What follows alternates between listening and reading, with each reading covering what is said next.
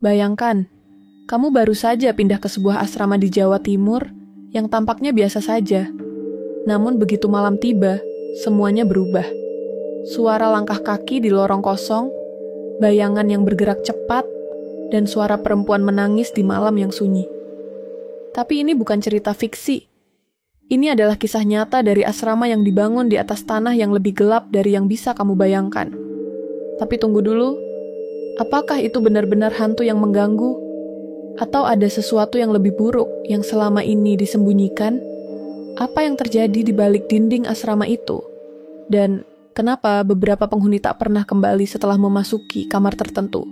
Semua ini berawal dari sebuah rahasia yang sangat gelap. Dan kamu tidak akan percaya apa yang kami temukan. Ikuti kami dalam perjalanan ini. Karena apa yang akan kamu dengar tidak akan kamu duga. Mungkin kamu juga akan merasa ditarik, seperti mereka yang sudah mencoba untuk mengungkapnya. Tonton sampai habis, karena akhir cerita ini akan membuatmu berpikir 2 kali sebelum masuk ke asrama manapun. Assalamualaikum warahmatullahi wabarakatuh. Kembali lagi di channel Kenny. Terima kasih untuk teman-teman yang sudah support dan subscribe channel ini. Semoga kalian sehat selalu dan dimudahkan rezekinya. Amin. Untuk segmen kali ini, bertemakan cerita horor, sebuah kisah yang berjudul Asrama. Horor di Jawa Timur. Sebelum kita lanjut ke ceritanya, tekan dulu tombol like video ini, dan jangan lupa tekan juga tombol subscribe channel ini. Nyalakan juga lonceng notifikasinya, agar tidak ketinggalan cerita-cerita lainnya. Dan seperti apa untuk kisah kali ini? Langsung saja kita masuk ke ceritanya. Sari baru saja tiba di asrama yang terletak di sebuah kota kecil di Jawa Timur. Sebagai mahasiswa baru, ia merasa antusias, namun juga sedikit cemas. Setelah perjalanan panjang dari kota asalnya, ia akhirnya sampai di tempat yang akan menjadi rumah barunya selama beberapa tahun ke depan. Cuaca di luar terasa panas, matahari terbenam dengan sinar oranye yang menyinari jalanan yang sepi, memberi kesan yang sedikit mencekam bagi Sari. Meskipun begitu, ia mencoba mengalihkan pikirannya dan berfokus pada apa yang harus ia lakukan. Menyelesaikan proses administrasi, bertemu teman-teman baru, dan menata kamarnya. Begitu tiba di depan asrama, ia merasakan sesuatu yang aneh. Ada semacam perasaan yang sulit dijelaskan, seolah-olah udara di sekitar asrama itu lebih berat dari biasanya. Asramanya tampak tua, dengan cat dinding yang sudah mulai mengelupas, dan lorong-lorongnya yang gelap. Pintu asrama berderit ketika terbuka, seolah memberi sambutan yang dingin dan suram. Mungkin hanya imajinasinya yang berlebihan, pikirnya. Sari mencoba menenangkan diri, mengingatkan dirinya bahwa ini adalah pengalaman baru yang harus ia hadapi dengan baik. Mungkin cuma perasaan aja, gumamnya, berusaha mengusir rasa cemas yang tiba-tiba datang. Asrama itu tampak seperti bangunan lama, dengan suasana yang cukup usang dan ketinggalan zaman. Walaupun banyak mahasiswa yang tinggal di sana, tak bisa dipungkiri bahwa asrama ini memancarkan aura yang berbeda dibandingkan dengan asrama-asrama lain yang pernah ia lihat. Suasana di luar memang agak sepi, tetapi ketika memasuki ruangan, Sari bisa mendengar suara riuh dari teman-temannya yang tengah mengobrol, tertawa, dan saling berbagi cerita. Beberapa teman baru yang ditemuinya memberikan kesan hangat, namun ada yang terasa janggal, seperti tidak semua orang merasa nyaman di tempat ini. Setelah menyelesaikan urusan administrasi dan menerima kunci kamarnya, Sari akhirnya melangkah ke lantai 3, tempat ia akan tinggal selama setahun ke depan. Langkah kaki Sari yang berderap terdengar jelas di lorong sepi itu. Begitu tiba di depan pintu kamar, ia merasa ada semacam ketegangan di udara. Ia membuka pintu dan masuk ke dalam. Kamarnya cukup sederhana, hanya ada tempat tidur, meja belajar, lemari pakaian, dan jendela kecil yang menghadap ke halaman belakang. Begitu ia melangkah masuk, suhu ruangan terasa dingin. Padahal, hari itu cukup panas. Ia sempat heran, karena ruangan itu tidak terasa hangat, meskipun di luar matahari sedang bersinar terik. Sari mulai menata barang-barangnya dengan rapi, mengatur buku-buku, pakaian, dan beberapa pernak-pernik kecil untuk membuat suasana kamar terasa lebih nyaman. Namun, saat ia mulai membuka koper untuk mengambil beberapa barang lain, ia tiba-tiba mendengar suara langkah kaki berat yang terdengar dari luar kamar, di lorong yang gelap. Langkahnya keras, seolah seseorang sedang berjalan dengan tergesa-gesa, namun sangat berat, seperti ada beban yang tidak biasa. Suara langkah kaki itu terus berlanjut, seolah mengelilingi lorong, mendekati kamarnya. Sari merasa aneh, karena waktu itu sudah malam, dan semua penghuni asrama seharusnya sudah berada di dalam kamar masing-masing. Suara itu tak hanya terdengar sekali, tetapi berulang-ulang, semakin mendekat. Mungkin itu hanya suara teman-teman yang lewat atau penjaga asrama, pikir Sari untuk menenangkan diri. Namun, suaranya semakin jelas dan terasa semakin dekat, seolah langkah itu datang langsung dari luar kamar Sari. Dengan hati berdebar, Sari berdiri dan berjalan perlahan menuju pintu. Ia membuka pintu kamar dengan sedikit ragu, berharap itu hanya teman yang lewat. Tetapi, begitu pintu terbuka, tidak ada siapa-siapa di luar. Lorong itu tampak kosong, hanya ada gelap yang menambah kesan angker. Langkah kaki yang terdengar sebelumnya hilang begitu saja, membuat Sari semakin bingung. Ia menatap lorong yang sepi dengan cemas. Tapi tak ada tanda-tanda kehidupan selain bayangan samar yang melintas di ujung sana. Ia menutup pintu dengan cepat dan kembali duduk di tempat tidur, merasa ada sesuatu yang aneh menggelayuti hatinya. Suasana di dalam kamar semakin mencekam, dan meskipun ia berusaha untuk tidur, perasaan cemasnya semakin menjadi-jadi. Ia merasa seolah ada yang mengamatinya dari sudut ruangan yang gelap.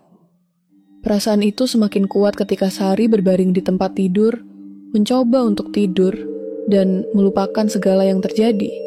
Setiap kali hampir terlelap, suara-suara aneh mulai terdengar lagi. Suara derit pintu, suara langkah kaki yang datang dan pergi, serta suara bisikan yang semakin jelas terdengar di telinganya. Sari berusaha mengabaikan suara-suara itu, berusaha tidur dengan memejamkan mata. Tapi setiap kali ia hampir terlelap, suara bisikan itu kembali terdengar lebih keras, seperti ada yang berbicara, namun ia tidak bisa mengerti apa yang dikatakan. Pintu kamarnya, yang tadi ia pastikan terkunci rapat, tiba-tiba terdengar seperti ada yang membuka dari luar. Suara pintu yang berderit itu terdengar jelas, meskipun Sari yakin ia sudah mengunci pintu itu dengan benar. Ia bangkit dan memeriksa kunci pintu. Namun semuanya terlihat baik-baik saja, tidak ada yang berubah. Namun, saat ia kembali ke tempat tidur dan mencoba tidur lagi, ia merasakan sesuatu yang sangat aneh, seperti ada sesuatu yang bergerak di sekitar tempat tidurnya, sesuatu yang tak tampak dengan mata. Tetapi, bisa ia rasakan, udara di sekelilingnya terasa semakin berat, dan jantungnya mulai berdetak lebih cepat. Sari mencoba mengabaikan perasaan itu, tetapi semakin lama ia semakin merasa terperangkap dalam ruangan yang semakin terasa asing baginya. Ia berpikir untuk membuka jendela dan membiarkan udara malam masuk, berharap bisa meredakan kecemasannya. Tetapi, saat ia mencoba membuka jendela, ia merasa ada sesuatu yang menghalangi tangannya, seolah ada kekuatan yang menahan jendela tersebut agar tetap tertutup rapat. Sari merasa tubuhnya kaku, tak bisa bergerak. Ia menghirup napas dalam-dalam, berusaha menenangkan diri.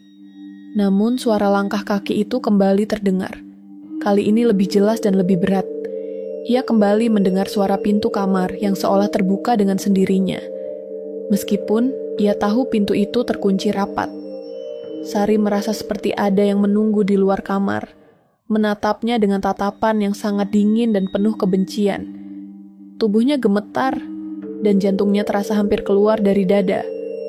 Ia ingin berlari, tapi ia merasa seolah-olah terjebak dalam dunia yang tak dapat ia hindari. Suara bisikan itu semakin dekat, semakin jelas. Suara itu seperti datang dari dalam dinding, seolah ada sesuatu yang bersembunyi di balik tembok kamarnya. Sari tidak bisa lagi mengendalikan rasa takutnya. Ia merasa seperti ada yang mengintainya, mengawasinya, dan mungkin menunggunya. Keesokan harinya, setelah malam yang penuh kecemasan, Sari mencoba untuk melanjutkan aktivitasnya dengan sedikit lebih tenang. Namun, rasa takut yang menyelimutinya masih belum hilang begitu saja. Setiap kali ia melangkah keluar kamarnya, bayangan malam itu, suara langkah kaki yang misterius, dan bisikan halus yang semakin mendekat, selalu terngiang di telinganya. Ia merasa seperti ada sesuatu yang mengikutinya, mengawasi setiap gerak-geriknya. Rasa takut yang semakin besar membuatnya merasa terjebak di tempat itu. Di kampus, hari itu berjalan seperti biasa. Namun, Sari merasa seperti ada yang berbeda. Ketika ia masuk ke ruang kuliah, ia bertemu dengan Budi, teman sekelas yang sebelumnya ia ajak berbicara. Budi adalah teman baru yang ia temui saat pertama kali datang ke kampus. Meskipun Budi terkesan ramah dan tidak menunjukkan tanda-tanda ketakutan, Sari merasa ada sesuatu yang mengganjal tentang dirinya. Ada aura misterius yang menyelimuti diri Budi, seolah ia tahu lebih banyak tentang asrama itu dari yang ia tunjukkan. Sari merasa kesempatan untuk bertanya datang, dan ia tidak ingin menunda lagi. "Budi," Sari mulai dengan suara pelan, memastikan tidak ada yang mendengarnya. "Kamu pernah merasa nggak sih, ada yang aneh di asrama ini? Maksudnya, ada yang nggak beres gitu." Budi terdiam sejenak. Matanya yang biasanya cerah mendadak redup. Ia menatap Sari dengan tatapan serius, seolah berpikir keras sebelum akhirnya membuka mulut. "Kamu nggak sendiri, Sari. Banyak yang merasa hal yang sama," ujarnya dengan suara pelan, hampir berbisik. "Aku pernah dengar cerita dari kakak-kakak senior. Katanya asrama ini dibangun di atas tanah yang dulu pernah jadi pemakaman massal." Sari merasa tubuhnya merinding. Tubuhnya terasa kaku, seolah ada sesuatu yang berat yang menekan dadanya. "Maksudnya, banyak orang yang mati di sini?" Sari bertanya dengan suara tercekat. Ia ingin mengonfirmasi apa yang baru saja didengarnya. Tidak mungkin hal itu benar, pikirnya, tapi mengingat kejadian-kejadian aneh yang ia alami, ia mulai merasa takut ada kebenaran di balik kata-kata Budi. Budi mengangguk pelan, matanya terfokus pada sesuatu yang jauh di luar sana, seolah mengingat-ingat hal yang sudah lama terlupakan. "Iya," jawab Budi dengan suara serak. "Orang-orang yang dibunuh oleh tentara Jepang waktu zaman penjajahan dulu. Katanya, banyak dari mereka yang nggak tenang, dan arwah-arwah itu masih sering muncul di sini, terutama di lantai 3. Budi menyampaikan kalimat itu dengan serius, seperti sudah sangat terbiasa dengan cerita tersebut. Dan itu membuat Sari merasa lebih ngeri.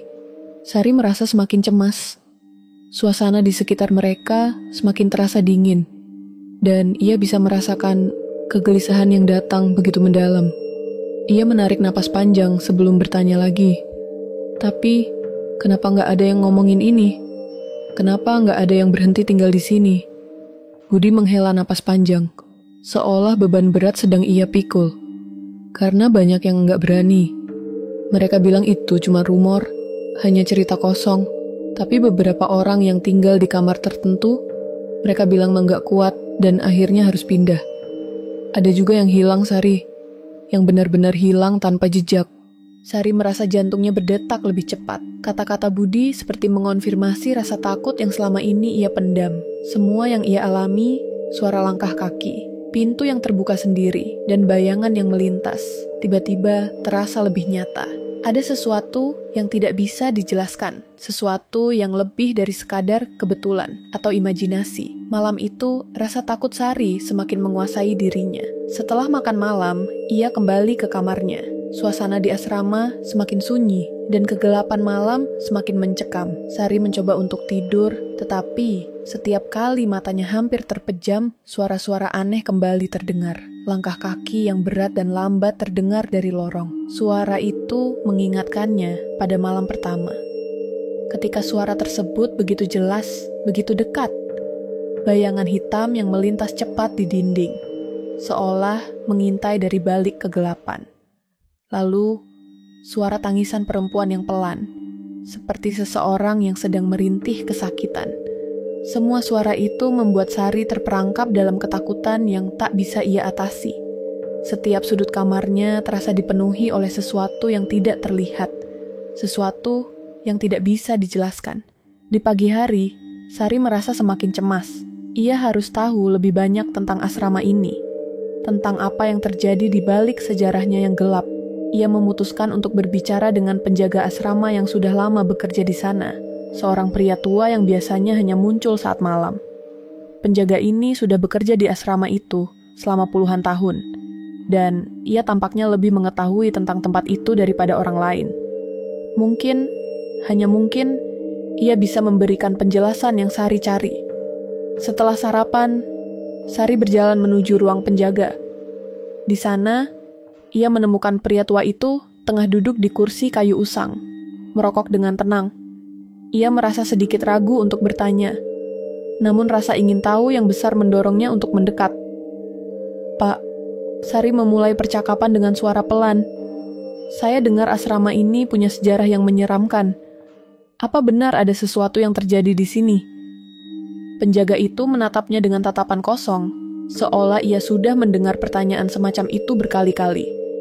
Ia tidak langsung menjawab, melainkan diam sejenak, seolah berpikir, sebelum akhirnya berkata pelan, "Ya, asrama ini memang punya sejarah kelam. Tapi sebaiknya kalian nggak perlu tahu lebih jauh. Beberapa penghuni yang berani mencoba untuk menggali cerita ini, banyak yang mengalami hal-hal yang nggak bisa dijelaskan." Sari merasa bingung, sekaligus takut. "Maksud Pak, mereka yang mati di sini nggak tenang?" Tanyanya dengan suara gemetar. "Apakah ada cara untuk menghentikan gangguan-gangguan ini?" Penjaga itu menatapnya tajam, matanya seperti menelusuri seluruh jiwa Sari. "Hati-hati nak," katanya perlahan, seolah memperingatkan. "Ada beberapa yang mencoba untuk membantu arwah-arwah yang masih mengganggu, tapi malah makin parah. Ada yang sampai hilang, ada juga yang tidak bisa tidur dengan tenang setelahnya. Yang kamu hadapi di sini bukan hanya hantu biasa. Ada sesuatu yang lebih kuat, sesuatu yang lebih gelap, dan itu bisa datang kapan saja." Sari merasakan tubuhnya semakin kaku. Hati kecilnya merasa takut, namun rasa penasaran yang besar mendorongnya untuk terus bertanya. Namun, ia juga tahu satu hal. Semakin dalam ia menggali, semakin dekat ia dengan bahaya yang tak terlihat. Kegelapan asrama itu tampaknya semakin menghantui dirinya. Dan ia tidak tahu, apakah ia akan mampu keluar tanpa membawa bekas yang akan terus mengikutinya. Sari memutuskan untuk tetap tinggal dan mencoba menggali lebih dalam. Meskipun ia tahu apa yang akan ia hadapi, selanjutnya bisa jauh lebih mengerikan daripada yang ia bayangkan. Dengan tekad yang semakin bulat, ia bertekad untuk mengungkap kebenaran. Meskipun itu mungkin akan mengubah hidupnya selamanya.